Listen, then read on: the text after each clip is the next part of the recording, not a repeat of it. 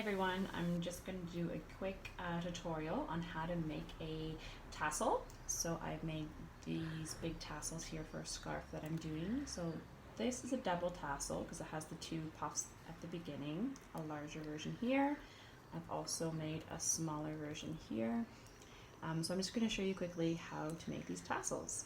So the materials you're going to need are a bunch of yarn, which I've got attached already there, some scissors, a needle if you'd like, can make it a bit easier for you, 3 strands of yarn, the same color as the tassel that you've made, and some kind of either book or board, or I'm using the back of my kids' puzzles, to wrap the yarn around.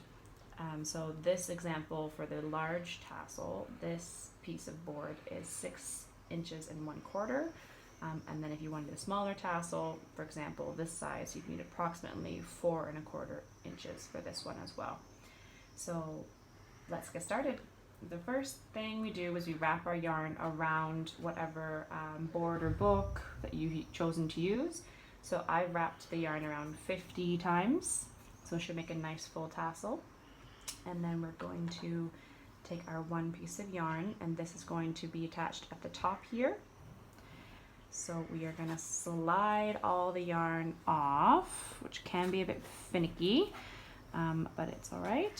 So you just slide it on off, and then we are going to keep the loop open. We put our yarn through, which you can use a crochet hook for that if you'd like, whatever you prefer. Pull it up top like this, and we're simply going to double or triple knot it depending on how secure you'd like it. Just try to get it as tight as you can because it makes it stronger. So I normally do a triple knot just because I would hate for it all to unravel on us. Great, so that's our tying off bit for the top, so you can see the tassel is being made. So now we use our second little strand of yarn like this. We're going to go underneath the tassel, and we're going to tie our first kind of bobble. I normally take a finished tassel and try to size it comparatively, so it's the same exact size. So you can see that's a bit too big. So just move the yarn, or this string of yarn, up or down the tassel till you get the right size that you need to complete your first, I don't know what we're going to call it, a bobble. If that makes sense, maybe. So something kind of like this. Remember too, when you have a tassel, it will go long with the weight and gravity. So you just get it to the right spot, and then you again double or triple knot it. Keep it nice and secure. So I get my big old clumsy fingers. So there's our double knot. So now we're going to take one string and just let it go with all the rest of the tassel. And then we take our other half, and we're just going to simply wrap it around our loop to kind of create a more defined bobble.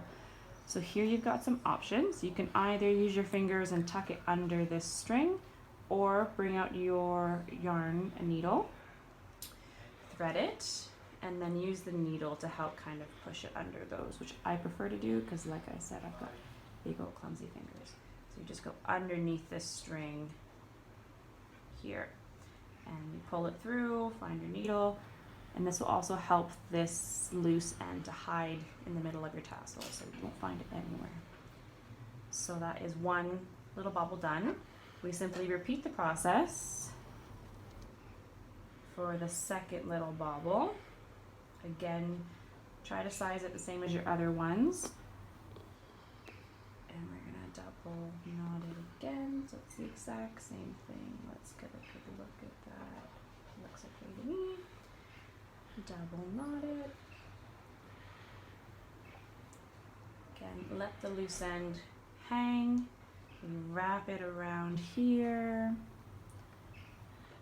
Use our needle. I like to use the needle. It's completely up to you, whatever you prefer.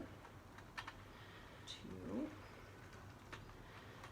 tuck this yarn underneath here.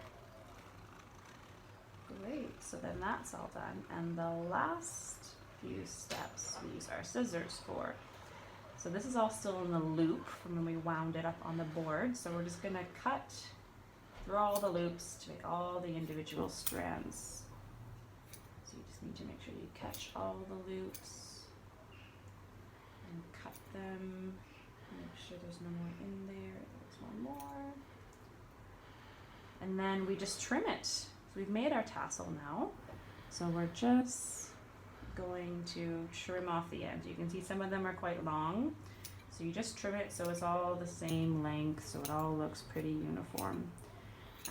And don't try to be too perfect with this, because you'll end up just making it shorter and shorter and shorter and shorter in the search for perfection. Just trim it so that you're happy with it and it looks like a nice full tassel without any really long bits hanging off.